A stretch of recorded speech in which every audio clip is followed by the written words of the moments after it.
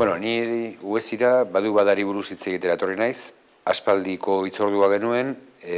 saiatu ginean erakusketa zabaldu baino lehen egiten, ez zan posible izan, eta gero erabaki genuen ondoren egitea.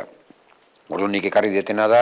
pixka bat kontatzea etorri naiz, badu bada nola sortu zen. Alegia erakusketak oroar nola egiten diran, zein dan lanerako prozesua, eta esplikazio horren ari horren inguruan, ze erabaki hartu behar izan genitun, ze gauza utzi behar izan genitun albo batea, nola juntzan gauzatzen badu bada erakusketa,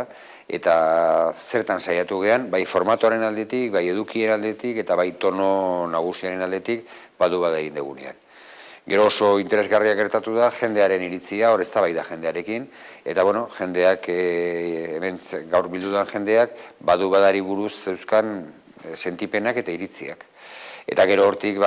jodegu pixka bat, kulturaz hitz egitea, kultur politikaz, zein diran gaur egun, erronka nagusiak kulturan gure herrian, eta badutelako zer ikusia, badu badaren aitzakiarekin eztabaidatu ditugun kontuekin. Niretzako oso interesgarria izan da, debate interesgarria izan dalako, alegia gaur ikasle zianak jende interesgarria dalako. Gaur kateko gaurko bigarren saioan, ariketa teknika berezia erabili dugu gure buruaren ibaia, ez gure historia edo gure euskal kulturarekin eta euskararekin izan dugun historia kontatzeko. Eta hortarako erabili dugu ibaia deitzen diogun teknika, eta azken batean bakoitzak ikaskide guztiek, 24ok, gure bizitzaren ibaia marraztu dugu. Eta marrazki horien bidez, bakoitzak, ez dugu denborarik izan denek azaltzeko, 24 ikaskidetatik 8 aurkeztu dute bere ibaia eta azaldu digute bide horretatik ze ibilbide edo euskararekin eta euskal kulturarekin ze ibilbide egin duten, noiztik jaso duten hizkuntza eta horrekin lotuta izan dituzten bizipen guztiak. Saiatu geha 8 ikaskide horiek, aukeratu ditugun 8 ikaskide horiek, perfil desberdinekoak izatea, bai jatorri geografikoaren ikuspegitik, adinaren ikuspegitik, ikaskuntzaren ikuspegitik, euskaldun berri edo zaharrak izan dian, eta horrelako muestratxo edo lagin anitz baten ondorioz, edo anitz bati esker, 8 kontaketa horien bidez, oso eztabaida aberasgarria sortu da, klasean ikaskideon artean. Gure helburua zen gainera, bai ondorioak atea izatea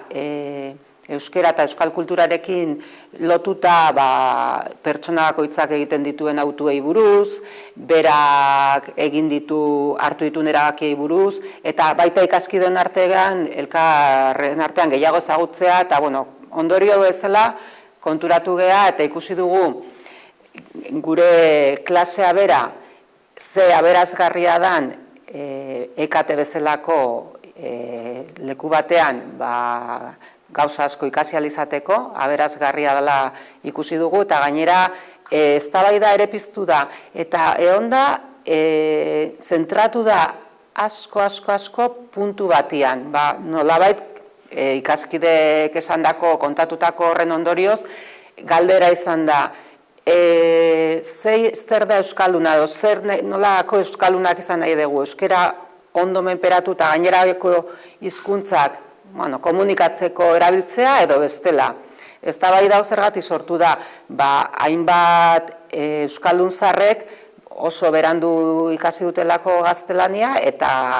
mugak sentitzen dituztelako komunikatzeko eta espresatzeko garaian, baina gauza bera aipatu du gure ikaskide euskaldun berri batek, eta horrek konkretuki defenditzezun lasai egoteko horrekin, euskara